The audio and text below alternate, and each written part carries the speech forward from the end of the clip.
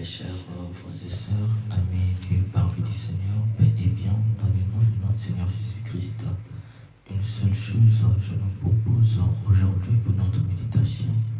Prier, ce n'est pas blâmer Dieu. L'évangile de ce jour est tiré de Marc 1, le verset 40 à 45. Un lépreux vient trouver Jésus, il tombe à ses genoux et le supplie. Si tu le veux, tu peux me purifier. Pris de pitié devant cet homme, Jésus étendit la main, le toucha et lui dit, je le veux, sois purifié. À l'instant même, sa lèpre le quitta et il fut purifié. Aussitôt, Jésus le renvoya avec cet avertissement sévère. Attention, ne dis rien à personne, mais va te montrer au prêtre et donne pour ta purification ce que Moïse prescrit dans la loi. Ta guérison sera pour les gens un témoignage. Chers amis du parvis du Seigneur, cet évangile nous révèle l'attitude d'un vrai chrétien. Un lépreux vient trouver Jésus, il tombe à genoux et le supplie. Tomber à genoux en hébreu marque veut dire adoration, humilité et pénitence. Saint Marc nous dit, dès lors qu'il s'est mis en attitude d'adoration, d'humilité et de pénitence, Jésus lui répond, je le veux.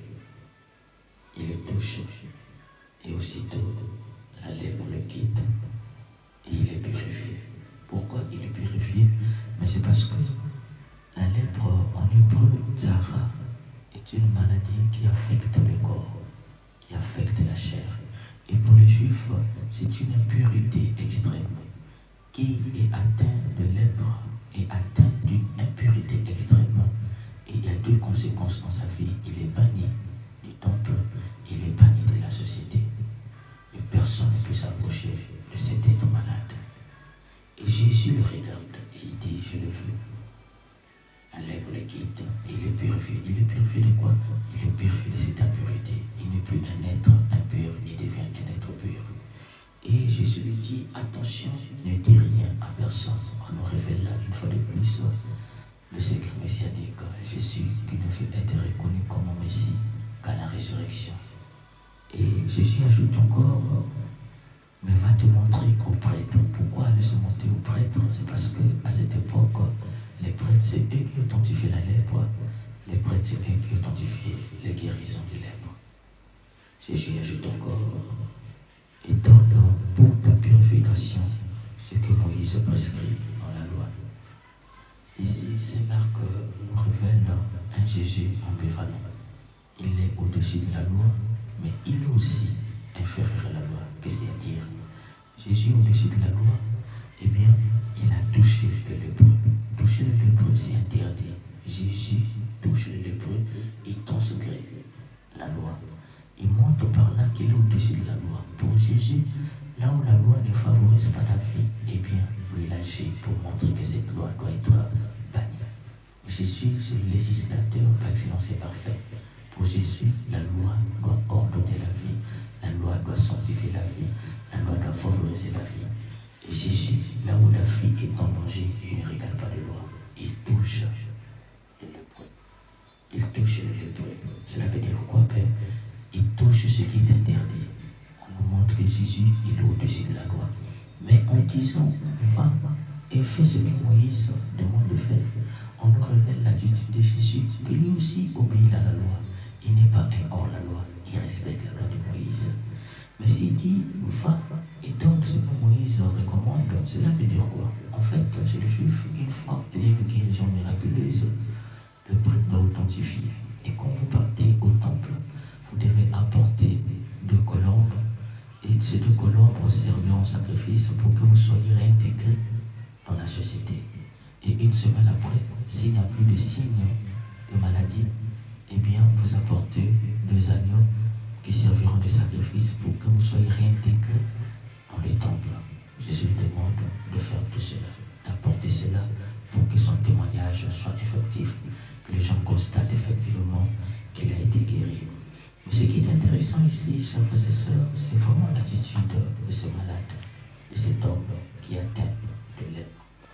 Il voit Jésus, il vient vers Jésus, il n'est pas debout devant Jésus, mais il se met à genoux.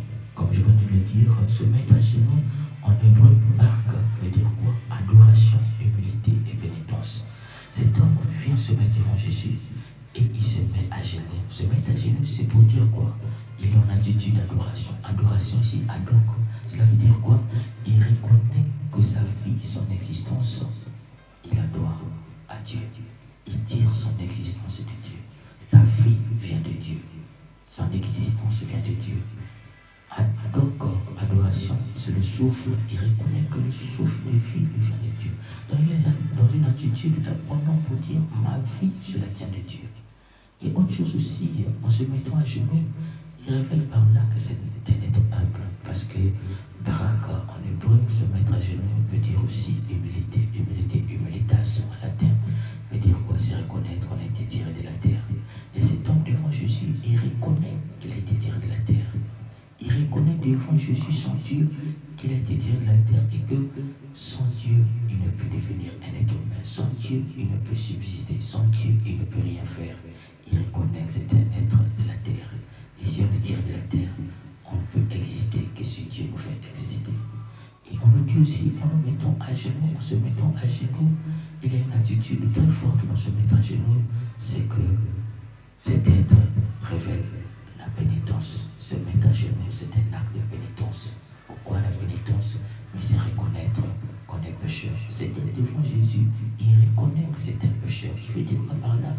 Je reconnais que par mes péchés, j'ai été atteint de la lèpre. À chaque fois, ce voilà l'attitude de quelqu'un qui prie.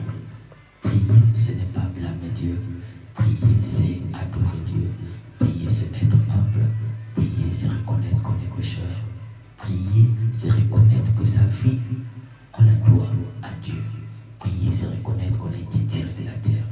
Prier, c'est reconnaître qu'on est pécheur. Malheureusement, aujourd'hui, lorsque nous prions, nous passons notre temps à flatter Dieu. Lorsque nous nous mettons à prier, nous donnons à Dieu tous les titres du monde. Dieu des armées, Dieu des miracles, Dieu de puissance.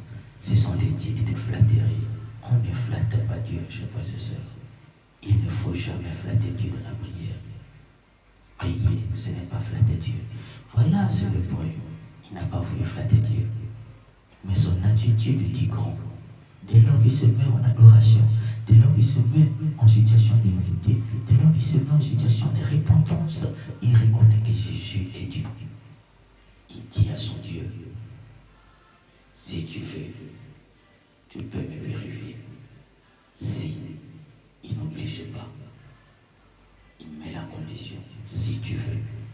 Malgré qu'il dit mon existence, je la dois à Dieu.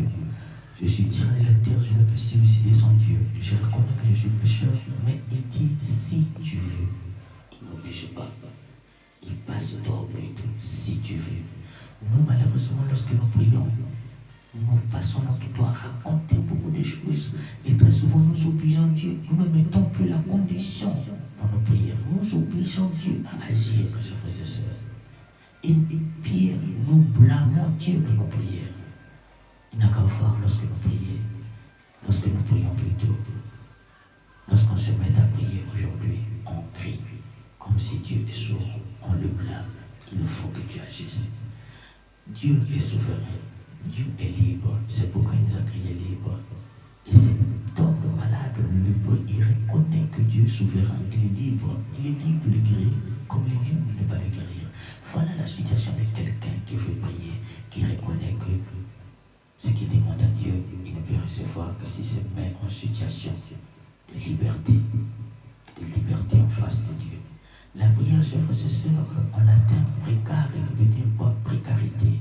Quelqu'un qui prie, c'est quelqu'un qui reconnaît que devant Dieu, c'est un être de précarité. Quand on est un être de précarité, on n'oblige pas le riche à nous rendre riche. Devant les riches, on supplie. Quand on est précaire, on supplie les riches de nous rendre riches. On n'oblige pas le riche à nous rendre riches. Dieu, il est riche, il veut nous rendre riches. Il nous a déjà donné sa richesse, mais il me donnera totalement.